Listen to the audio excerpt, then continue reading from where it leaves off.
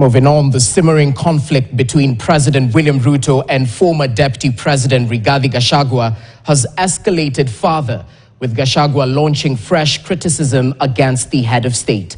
Speaking during a church service at PCEA Mwiki in Kasarani, Nairobi, Rigathi Gachagua accused Ruto of failing to address his government's inefficiencies, urging him to tone down his harsh rhetoric against critics. After weeks of maintaining a low profile since the chaotic events of November 28th at a funeral in Limuru, Kiambu County, Rigathi Gachagua has resurfaced with renewed vigor, resuming his verbal attacks on President Ruto.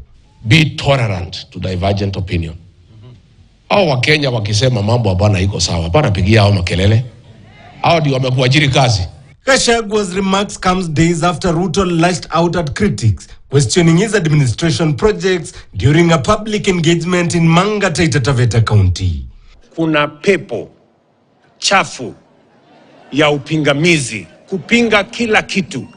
In a 5-minute rant, a visibly angry head of state defended his government's initiatives, including the controversial housing levy, the social health insurance fund, and the implementation of public-private partnerships. Hii pepo chafu, nafikiri hata imefika wanapinga hata matoleo kanisani. Jameni. Uwezi kuja utukane hii, alafu kesho unakuja utuambie shikeni hii. Kwani sisi ni watoto? We are not children. Na tukiangalia pahali Kenya imefika, wabunge wamenyamazishwa isipokuwa hawa, si ndio? Maseneta wamenyamazishwa, kila mtu amenyamazishwa. Kanisa isipoongea si tutakwisha. He also appeared to direct his frustrations towards Gachagua, who has become a vocal critic since his removal from office in October.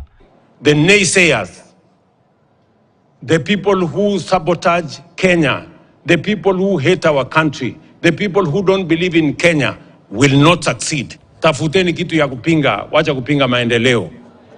Sijui kama tunaelewana. Bure kabisa. Ni watu. Makasiriko ni ya nini? Don't get annoyed when you are told things are not working. Because kila kiongozi ako na wadozi wake. Na sisi watu ya kuchaguliwa wadozi wetu ni watu wa Kenya. Kama tajiri yako akikwambia mambo hapana iko sawa sawa, hapana mkasirikia.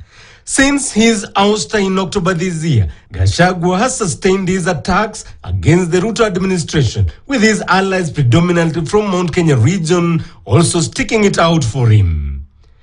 Jeff Kirui, KT. Well, away from politics, as the world observes the 16 days of activism against gender-based violence,